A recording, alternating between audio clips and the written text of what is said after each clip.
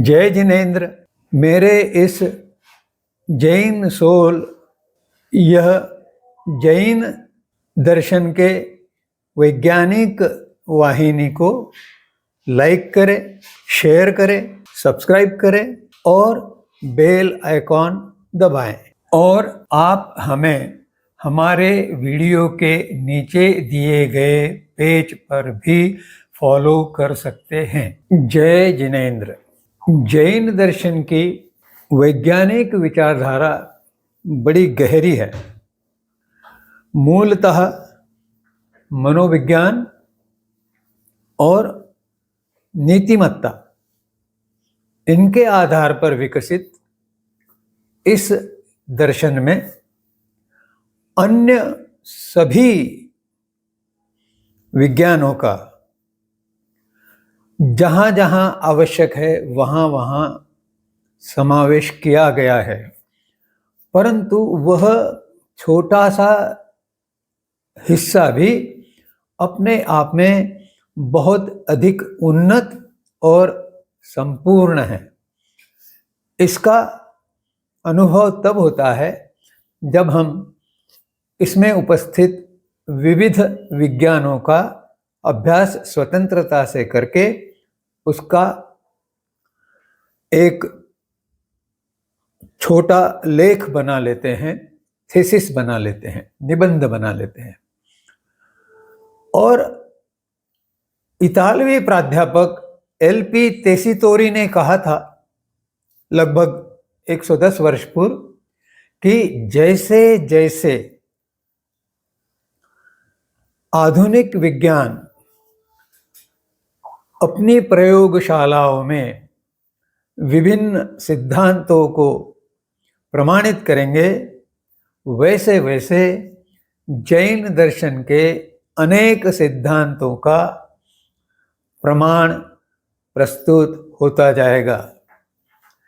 यह गहरा वाक्य यह बताता है कि जैन दर्शन में विज्ञान बहुत कूट कूट के भरा हुआ है और वह सत्य के आधार पर किया गया है। इस विज्ञानों की श्रृंखला में हम कुछ विज्ञानों के संबंध में विवेचन करेंगे। इससे हमें ज्ञात होगा कि वास्तव में जैन दर्शन वैज्ञानिक विचारधारा है। सर्वप्रथम हम विचार करेंगे विश्व रचना विज्ञान का। अंग्रेजी में इसे कॉस्मोलॉजी कहा गया है। जैन विश्व रचना के अनुसार विश्व के जो सत या द्रव्य है वे मूल 6 द्रव्य है, न इससे एक कम न इससे एक अधिक।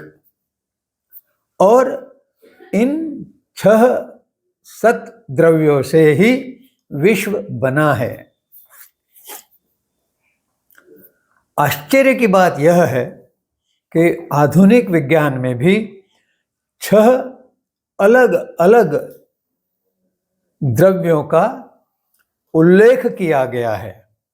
जैसे हम जैन दर्शन में जीवास्तिकाय या आत्मा यह द्रव्य मानते हैं। आधुनिक विज्ञान आत्मा को स्वीकार नहीं करता, परंतु जीव राशि के संबंध में अभ्यास करता है। उसमें प्राणी शास्त्र और वनस्पति शास्त्र ये 2 प्रमुख विधाएं हैं। दूसरा द्रव्य है आकाशास्तिकाय। आधुनिक विज्ञान में आकाश को अस्तित्व के लिए आवश्यक द्रव्य माना गया है। उसके पश्चात जैन दर्शन का तृतीय द्रव्य है धर्मास्तिकाय। इसे हलन चलन का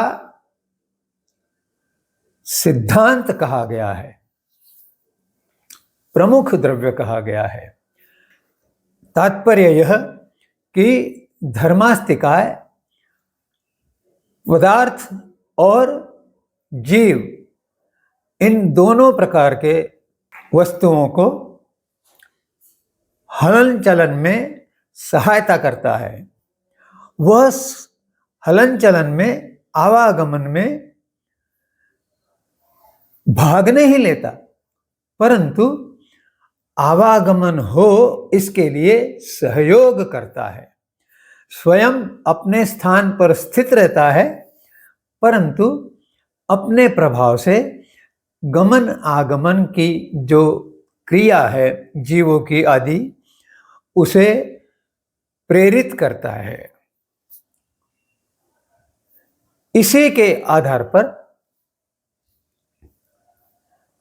आधुनिक विज्ञान में ईथर नामक द्रव्य की कल्पना की गई है।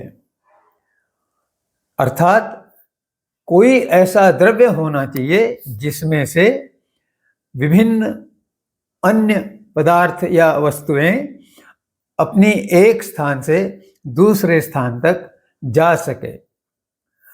परंतु ईथर की व्याख्या अधूरी है। आधुनिक विज्ञान को अभी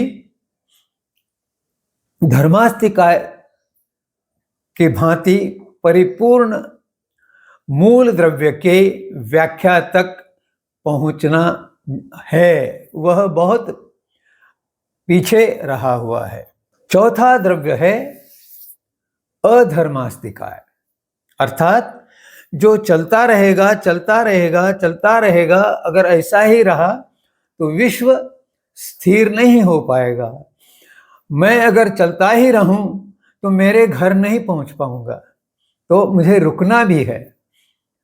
अगर रुकना है तो उसके लिए धर्मास्तिकाय से भिन्न द्रव्य की आवश्यकता है, और वह जैन दर्शन के अनुसार अधर्मास्तिकाय है। यह द्रव्य भी स्वयं गमनागमन की क्रिया को रोकता नहीं। वह स्वयं तो स्थिर रहता है, परंतु जीव गमनागमन को रोके, अपने आप को स्थिर बनाए, इसके लिए सहयोग करता है। अधर्मास्तिकाय की समांतर बात आधुनिक विज्ञान में गुरुत्वाकर्षण है। गुरुत्वाकर्षण के कारण स्थिरता आती है, और इसे भी अभी आधुनिक विज्ञान पूर्णता से परिभाषित नहीं कर पाया है, क्योंकि वह अभी भी उसके जो ग्रेविटॉन नामक गुरुत्व कण हैं उनके अस्तित्व को प्रमाणित नहीं कर पाया है, और अभी भी विभिन्न वैज्ञानिकों में इसके संबंध में मतांतर है। तात्पर्य यह कि आधुनिक विज्ञान को जो चौथा द्रव्य है अधर्मास्तिकाय, उस तक परिपूर्ण द्रव्य की व्याख्या अभी करना शेष है। पांचवा द्रव्य है पुद्गलास्तिकाय। पुद्गल अर्थात पदार्थ और ऊर्जा, इन दोनों का संगम एक ही शब्द में किया हुआ है। आश्चर्य की बात यह है कि आइंस्टाइन के E